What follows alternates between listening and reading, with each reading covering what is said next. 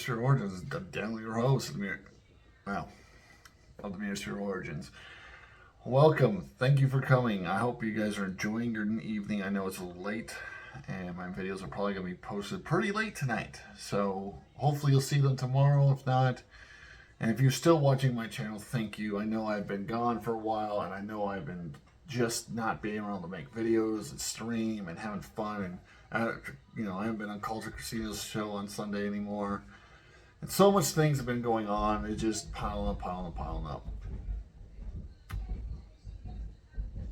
So thank you all for still coming and seeing me and sticking around my channel.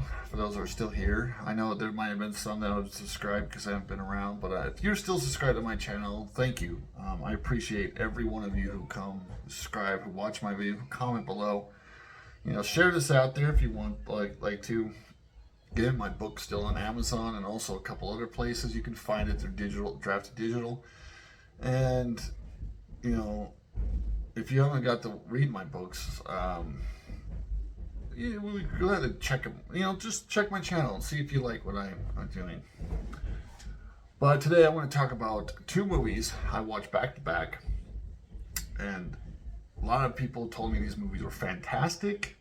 I don't really watch movies too often because they're really long, and I never have time to sit down and really just watch a movie. Because kids are always like, "Hey, Dad, I need this, or I need that." I'm like, oh. Yeah, so I watched Extraction 1 and 2 that are on Netflix.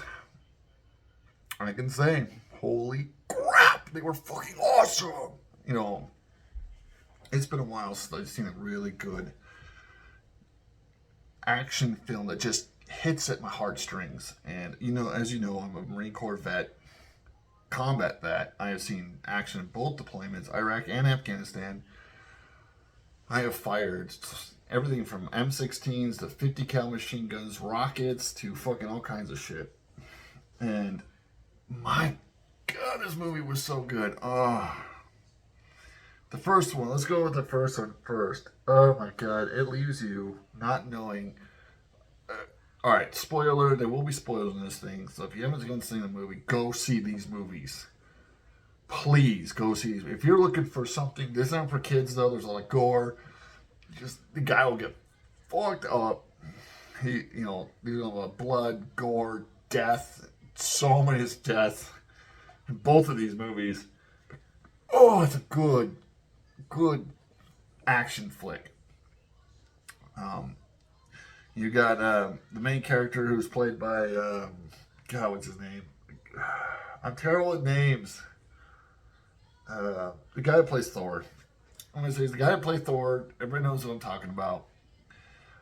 He fucking kills this. He just nails these movies.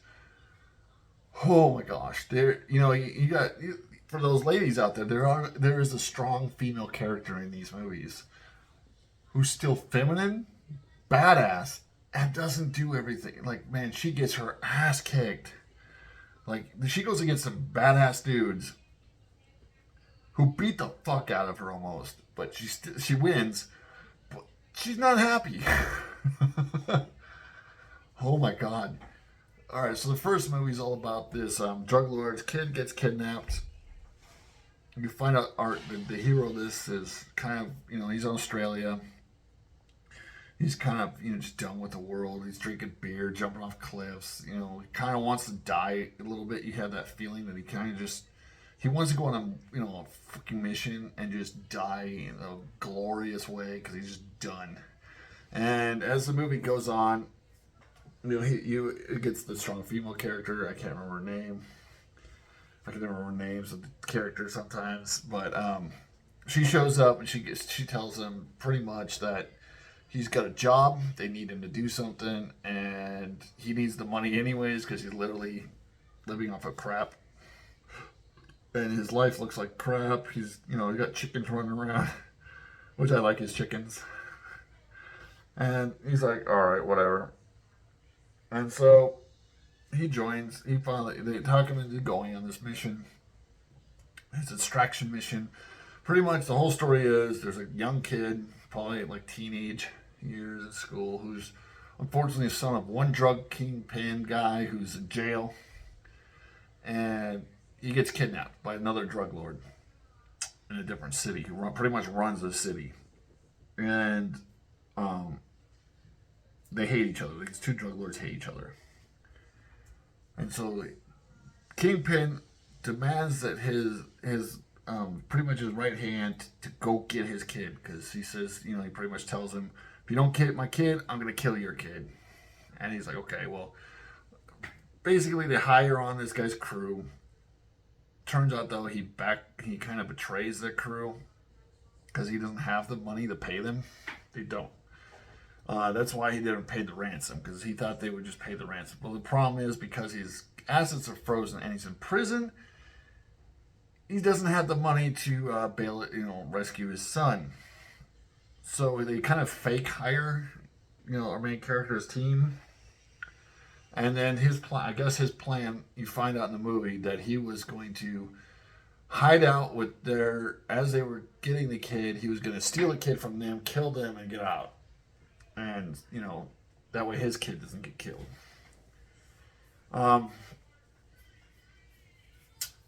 They get the kid.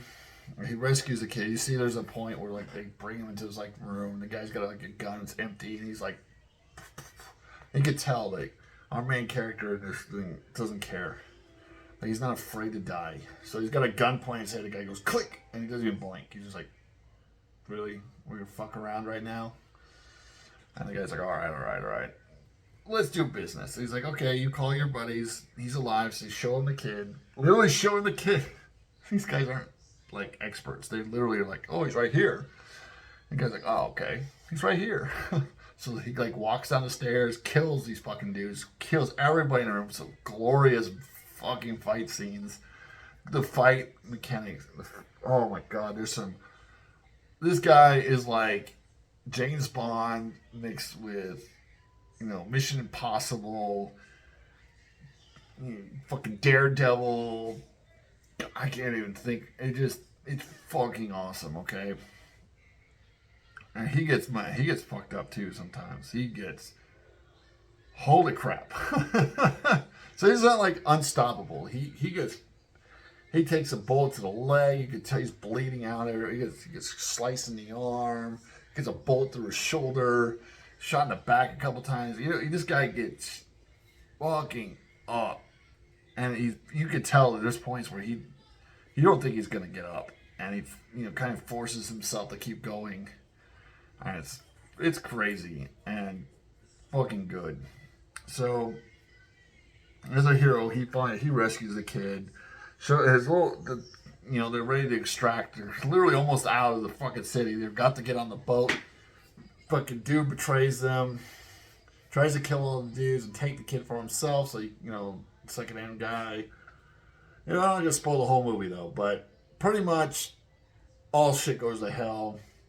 Now he's stuck in this city who's literally controlled. The government's controlled, the police is controlled, military is controlled, all from this massive drug kingpin dude. He's even got kids. He's giving guns to kids and making them into his little soldiers. And there's a point where he runs into a bunch of these kids, and they're little kids with guns and machetes, and he's like, "You gotta be fucking kidding me!" So he's knocking the guns out of the kids' hands and knocking them around, and just trying to get them to just stop trying to kill him. Because they're kids. He doesn't want to fucking kill them. I've been in that situation. Kids fucking pointing a gun at you, and you have to either kill the kid or not kill the kid. And then there's a point where can you live with yourself? And it's a shitty situation. And luckily, I had a guy that came in and saw what the kid was doing. The kid didn't know he was there and just knocked the kid out. Or I had to pull the trigger. And I was thank God I didn't have to kill that kid that day. There's shitty situations we get into where, it just, what really hurt my heart though in this movie was, as I've said previously, my mother, she passed away a couple years ago from cancer, unfortunately. Cancer it's a shitty thing, okay? It hurts my heart to hear other people suffer from cancer. And it's just fucked up disease. Fuck cancer. I know so many people who've had it. Some have lived through it, some have fought through it and lived, some have not. And I know in kids, especially kids, man. So it turns out he was formerly married, and his kid had cancer. Came down with cancer at 6. And I have a 2-year-old son. I have a 8-year-old daughter. I have a 7-year-old daughter, or 6, turning 7, not too much longer. And I have two stepkids are older. One's 17, one is like 14. But it's something that I could never imagine, especially the father. When he's talking about his kid dying, I have my son literally. I'm sitting watching the movie. He's sleeping, napping like right on me. So I'm like literally looking at this guy, and he's talking about how his kid died, and I was just like looking at just I can't. Man, that hurts. That hits your heart. Any father out there that fucking and it talks about how he couldn't watch he couldn't handle it, and so he signed up for another deployment and left. His son dies while he's on deployment. His wife had to pretty much be on her own, suffering all on her own. So she pretty much left him after that. So he loses his wife. And that's kind of why he's in this way where he just is not afraid to die. He just doesn't care about life anymore. His family probably was everything to him, and now he's got nothing. Whew. It's just... as someone who's got... Luckily, when I was on deployments, I wasn't married. I had no girlfriend. I had nobody. I didn't want a girlfriend back then. I was one of those guys that just didn't want to have that someone waiting for me to come back. I had my parents, of course. My mom freaking had a heart attack every day because she was wondering if she'd get a phone call telling her that I was gone. So I felt bad enough putting my mother through that. I can't imagine having a wife and kids. I know so many of my brothers out there who were married and had kids. One was his wife was pregnant and he had to go, and the whole time he was so worried. And when he got back, he got to hold his child for the first time, and it was fucking amazing. And we threw him a party and everything. When he found he had his son, it was great.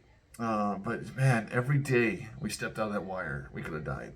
He could have died. I know a guy who literally died, was engaged, and his fiance was married, and she wasn't one of our guys. He was a guy who was replacing us.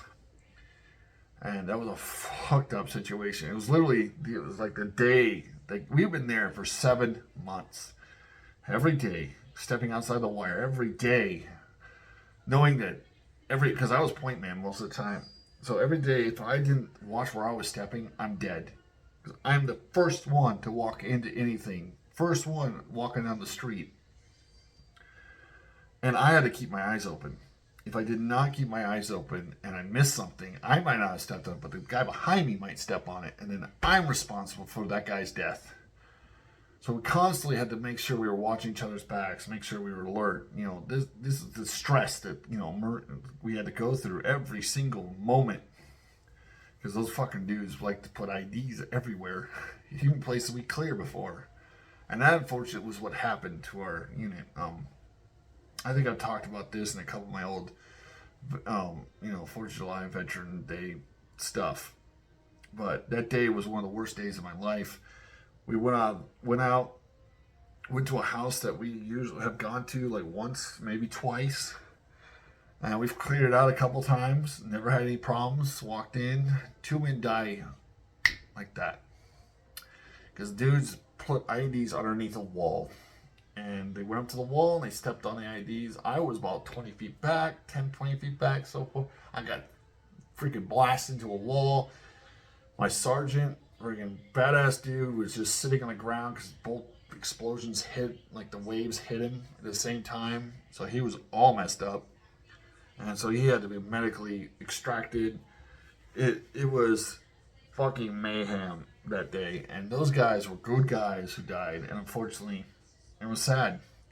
Watched one of those guys. I just met him the night before because I just got to our FOB, which is like forward operation base. If you don't know what a FOB is, it's like a little tiny thing. We put dirt around. We're living in like maybe a one building there if we get walls. Mostly it's tents. At the time we had tents. And it was a shitty situation because we just met the guys. We sat down, we had chow with them, we talked about them, can't wait till we leave. They were kind of excited to take over. They thanked us for doing such a great job. Don't worry, they'll take over. They'll make sure that they, have our backs. And we're like, hey, tomorrow we're going to take you on a patrol. I'm going to show you around. Fortunately, both those guys died. God, it was such a shitty day. And man, we had like a week left and this happened. And it shook a lot of us. We didn't want to leave. We never wanted to walk out of the fucking, we wanted to just sit on our ass inside our fob, defend our fob, never step outside again. Because we didn't want to lose anyone else right before we got out. We didn't want one of those things that happens like we're about to leave, let's go on one final patrol, and half our guys die or something. It was shitty. And yes, one of those guys that died that day had a fiance, was pregnant with his child. And I struggled myself a long time with what's called survivor's guilt. It's hard, dude. So I understand this movie. It hits you, especially as a father now. And those brothers, man, it took a lot of courage to be able to do what they were doing, knowing that they had a wife and kids back home. I didn't. That's why I didn't. Because I didn't want to leave them behind.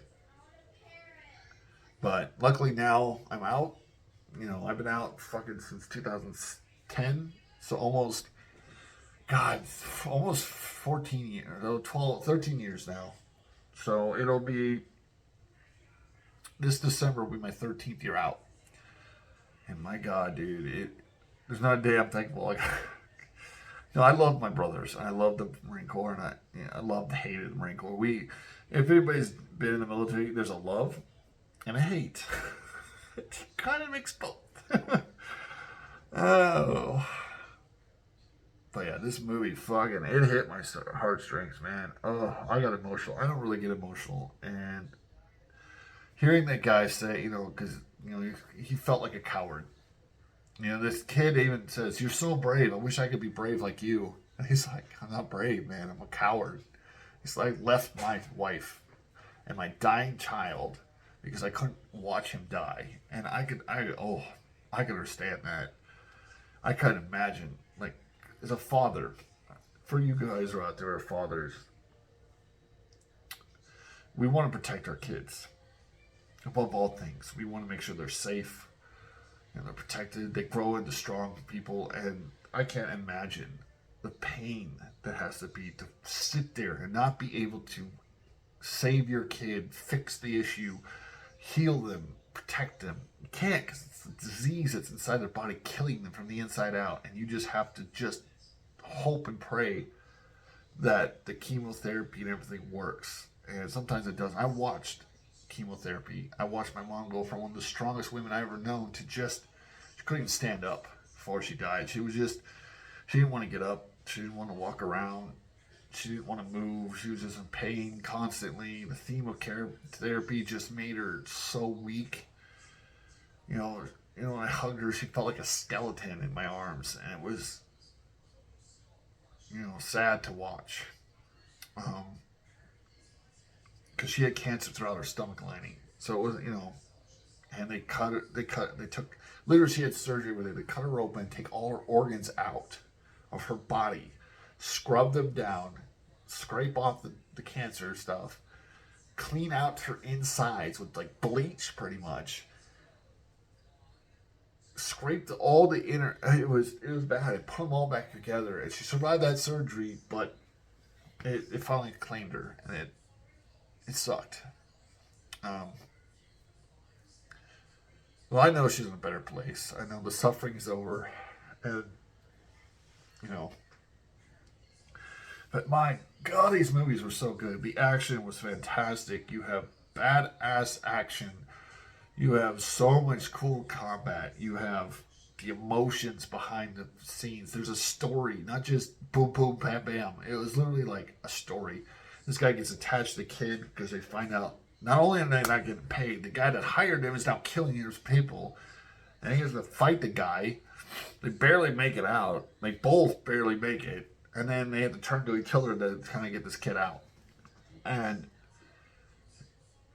it even has a guy he called friend betray him because the kid was worth like $10 million, live or dead, to this evil drug lord. The guy's like, dude, who gives a shit about this kid? Let's just kill him. And it just. Anyways, the first movie ends. He gets shot through the neck, like, and he's like fucking dying. And he falls off a bridge into the water, and that's all you see. I'm like, spoilers, yes. Holy shit. The second movie is pretty much they found him. He barely survived. He has to go through like physical therapy because it's like months. He's been in coma. He goes through physical therapy, and he's kind of just like, why don't you let me die? I just rather die. And he's kind of mad at his female friend who kept him alive. And you could tell she loved him. You could tell in the movie that she cared a great deal about him. And, she didn't want to lose him. So he's now living on this like cottage out by a lake in not Canada, but in Australia. And then the whole second thing is about this drug lord brothers who are pretty much like just not good guys. They're like almost like a Russian gulag, shitty fucking people. And turns out that his ex-wife sister is married to one of these drug brothers. And she just wants to get out of it. She wants to get out and take her kids and get the hell away from him. And there's a whole struggle. The father dies. Then the oldest son decides that he wanted to be part of his father's life and kind of betrays them. I'm not going to spoil too much in the second film because I know the second film just came out. Anyways, it's a whole like revenge. The other brother now wants revenge, and everything spirals out of control. One of the other main characters from the movie does get killed. Unfortunately, it's the brother to the girl who's partners with him, who's actually kind of cool. And that was sad because I liked him. And then you think she's about to die, but they save her. It was pretty epic. Like the action scenes were freaking still great. There was still that emotional tie because now it really delves into his past. Because now he's going to face his ex-wife's sister, who he's rescuing her and her kids as a favor to his ex-wife. And now he's got a bunch of friends that are dead. He's got all these people that are getting killed. And, all for someone who's not really a part of his life anymore. Because he could have easily said, you're the sister of my ex-wife. I'm not here to save you. Fuck off. He could have done that. He could have been cold-hearted about it, but he wasn't. And then there's a thing where he meets his wife, at the end, and he faces her, and she asks him, why did you go? Why did you go? Why did you go? And he's like, I had orders, I had this, I had that. And she's like, you're just excuses. Why did you go? And he finally tells her that he couldn't. He was a coward. That he felt that he couldn't fix it. And that's what really hit me. Oh my God. That's when I was like, oh my God. He tells his ex-wife that he wasn't brave enough, and that he knew that his son's last memory of him was him going to say goodbye to his son. As he came to the door was shut, he could see through the window, and his son's coloring. And he looks at his son knowing that this is the last time he's probably ever going to see him, and he doesn't go in because he can't. He can't say goodbye. He just turns around and leaves, and he finds out that his son knew he was there. So he turned around and saw him walking away. And for the longest time, he thought his son thought that his dad just left. Just left him to die. Turns out his son actually knew that he was leaving to go, he said would go save people. And that he was proud of him, and, that hit me. I was like, oh my God. Oh, fuck, man. It's good writing. Good fucking writing. Good action. Good. Oh, I miss good movies. These were good movies. Thank God. I needed to watch something good, and I'm so glad for the guys who told me to go watch this movie. Both these movies. And, oh, good storytelling. Good writing is everything. And unfortunately, Hollywood has not learned that. That you could make this fucking cold-hearted bastard feel like Jesus Christ. That hit my soul, and that's what it was meant to do. It was meant to like you to feel, especially to us vets. We know what that feels like. You know. Oh my God.